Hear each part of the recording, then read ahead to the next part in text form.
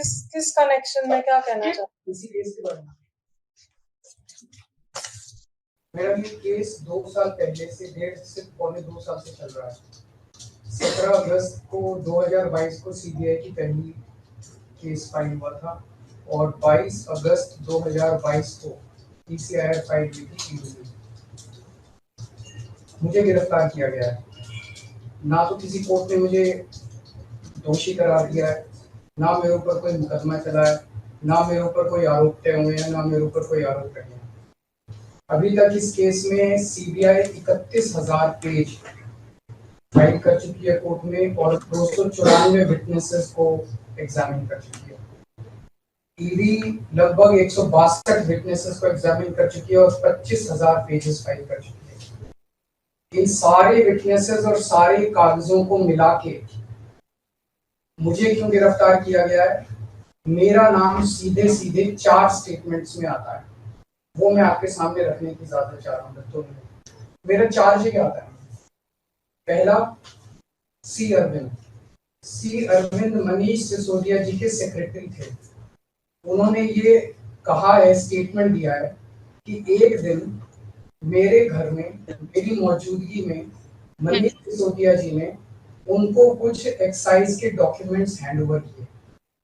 That's it madam. उन्होंने ये नहीं कहा कि मेरी मौजूदगी में कोई पैसे दिए, कोई ऐसा कोई आरोप नहीं है। मेरी मौजूदगी में सी अरविंद को मनीष सिसोदिया जी ने एक्साइज के कुछ डॉक्यूमेंट्स। मैडम, मेरे घर पे ढेरों एमएलए आते हैं, ढेरों मंत्री आते हैं, ढेरों डिग्निटरीज आते हैं, अपने अपने सेक्रेटरी लेते हैं, वो आपस में खुसर भी करते रहते हैं, आपस में डॉक्यूमेंट्स भी एक्सचेंज। मुझे क्या पता कि कौन किसको क्या दे। Is this a sufficient reason to arrest the sitting chief minister? क्या ये स्टेटमेंट एक सिटिंग चीफ मिनिस्टर को अरेस्ट करने के लिए पर्याप्त है? नंबर 1। नंबर दूसरा स्टेटमेंट, एमएसआर मगुंटा श्रीनिवास रेड्डी, ये मेंबर ऑफ पार्लियामेंट थे, जगन रेड्डी की पार्टी से। एमएसआर एक दिन 16 मार्च 2021 को 4:30 बजे मेरे दफ्तर आते हैं। उससे 10 दिन पहले उन्होंने मेरे ऑफिस में चिट्ठी ईमेल भेजी कि मैं एमपी हूँ, मुख्यमंत्री से मेरे ऑफिस वालों ने उसको 10 दिन बाद का टाइम दे दिया।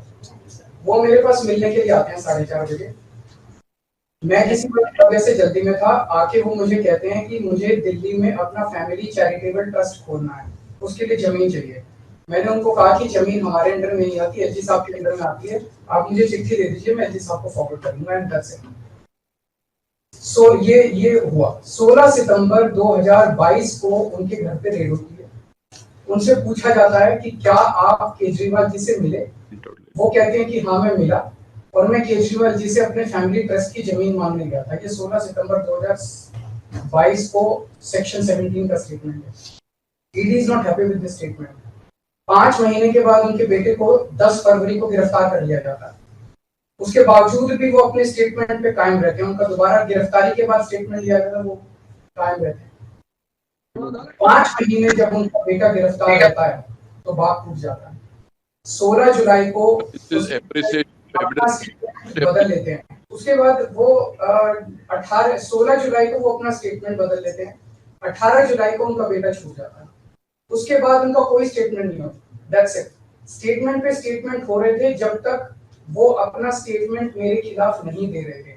जैसे उन्होंने मेरे खिलाफ स्टेटमेंट दिया, बेटा भी छूट गया, स्टेटमेंट होने भी बंद हो गए और 3 अक्टूबर को उनका माफीनामा भी हो गया। Mission accomplished. इसका मतलब ईडी का मिशन केवल और केवल मुझे फंसाना था। 3 सेक्शन 50 के स्टेटमेंट है। तीनों सेक्शन 50 के statement they are equal in the eyes of the law. तीनों बराबर है, तीनों की ग्रेविटी सेम है। तो उसमें से एक स्टेटमेंट के तवज्जो क्यों दी गई? क्या जांच की गई है जानने के लिए उसमें से एक ठीक है, बाकी 2 गलत है। जो 25,000 पेज ईडी ने फाइल किए हैं कोर्ट के अंदर, उन 25,000 में जो केजरीवाल के खिलाफ वाला स्टेटमेंट है केवल वो लगाया गया, बाकी दोनों स्टेटमेंट दबा दी गई। क्यों मैम? कोर्ट के सामने तीनों स्टेटमेंट लाई जाने चाहिए थे ताकि कोर्ट डिसाइड कर ले सच्चाई क्या है। चलिए ठीक है। 1 मिनट मैम। तीसरा स्टेटमेंट है उनके बेटे का, राघव मगुंटा से 16 सितंबर को उसके घर पे जब रेड होती है उनसे स्टेटमेंट लेते हैं। He says whatever his father had said। उसके बाद 10 फरवरी को उनको अरेस्ट किया जाता है। उसके बाद उनके 5 स्टेटमेंट्स होते हैं। 5 स्टेटमेंट्स में वो वही बोलते हैं जो पहले बोला। फिर 5 महीने तक वो जेल में रहते हैं उसके बाद जब 16 जुलाई को उनके पिताजी स्टेटमेंट बदलते हैं तो 18 जुलाई को उनको छोड़ दिया जाता है। तो 7 स्टेटमेंट्स उनके हुए, 6 में वो मेरे खिलाफ नहीं बोलते, 7वें में जैसे ही मेरे खिलाफ स्टेटमेंट देते हैं उनका उसके बाद कोई स्टेटमेंट नहीं होता, उनको जेल में कर दिया जाता है, उन्हें माफीनामा दे दिया जाता है। तो जो 6 स्टेटमेंट्स हैं ये रिकॉर्ड पे नहीं लाए जाते। ये चौथा है शरद रेड्डी। शरद रेड्डी के केस में 16 सितंबर को उसको अरेस्ट किया गया, 16 सितंबर को उसकी रेड हुई, उसने मेरे खिलाफ कुछ नहीं बोला। 9 नवंबर को उसका स्टेटमेंट लिया, उसने कुछ नहीं बोला। 10 नवंबर को उसकी अरेस्ट हुई, उसके बाद उसके 9 स्टेटमेंट्स होते हैं मैम, 9 स्टेटमेंट्स वो मेरे खिलाफ नहीं बोलता। उसके बाद 6 महीने उसको अरेस्ट करने के बाद 25 अप्रैल को वो टूट जाता है और वो केवल इतना कहता है कि मैं विजय नायर के साथ मिलने सीएम साहब के पास गया था, सीएम साहब जल्दी में थे, सीएम साहब ने कहा कि विजय के टच में रहो, विजय अच्छा लड़का है। मैं केवल ये जानना चाहता हूँ कि क्या ये 4 स्टेटमेंट्स एक सिटिंग चीफ मिनिस्टर को अरेस्ट करने के लिए, मैम 2 मिनट दे दीजिए, कि ये पर्याप्त है? नंबर 1।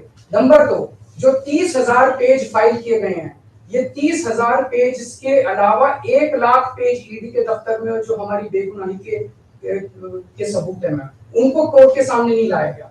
ये दूसरी बात मैं ये कहना चाहता हूँ, ये शराब घोटाले का पैसा आखिर है कहाँ, जो शराब घोटाला कहा जा रहा है? मैम ये आरोप लगाया जा रहा है कि 100 करोड़ रुपए किसी साउथ लॉबी ने शराब की हमने पॉलिसी बनाने के लिए, हाँ जी 100 करोड़ आम आदमी पार्टी। मैम ये जस्टिस संजीव खन्ना का ऑर्डर है, जस्टिस संजीव खन्ना का order ma'am page 22 para 12। The assertion in the complaint filed by DOE that kickback of rupees 100 crore was actually paid by Liquor Group is a matter of debate. Sanjeev Khanna कह रहे हैं, इसका मतलब ये साबित नहीं हुआ, इसका मतलब ये विवादास्पद है, इसका मतलब ये संदेहास्पद है, इसका मतलब इसके लिए सबूत नहीं है। तो जो 100 करोड़ रुपए ये कह रहे हैं कि हम लोगों ने रिश्वत ली, वो रिश्वत तो संदेहास्पद है, उसके तो सबूत ही नहीं है। लेकिन असली शराब घोटाला क्या है? असली शराब घोटाला शुरू होता है ईडी की जांच के बाद। जब ईडी की जांच शुरू हो जाती है, ईडी की जांच के 2 मकसद हैं। एक स्मोक स्क्रीन क्रिएट करना पूरे देश के सामने, आम आदमी पार्टी ने चोरी की है, आम आदमी पार्टी भ्रष्टाचारी है, आम आदमी पार्टी ने शराब घोटाला किया, और उसके पीछे एक्सटॉर्शन रैकेट करना जिसके जरिए वो एक्सटॉर्शन रैकेट करना जिसके जरिए वो पैसे इकट्ठे कर रही है। मैं आपको सबूत दे रहा हूँ। शरद रेड्डी के केस में शरद रेड्डी को बेल 2 वजह से मिली। एक, शरद रेड्डी ने मेरे खिलाफ स्टेटमेंट दिया और शरद रेड्डी ने अरेस्ट होने के बाद 55 करोड़ रुपए का चंदा बीजेपी को दिया, 55 करोड़ रुपए के bonds arrest. So he bought his bail ma'am, he bought his bail. Then now the money trail is clearly established. Money trail is clearly established. Ma'am, just last 1 minute. Last 1 minute.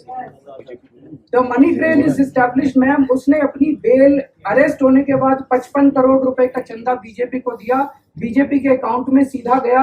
Money trail is established और यही पूरी जांच का मकसद था। एक तरफ आम आदमी पार्टी को क्रश करना, एक स्मोक स्क्रीन क्रिएट करना, भ्रम का पर्दा और पीछे से एक्सटॉर्शन करना।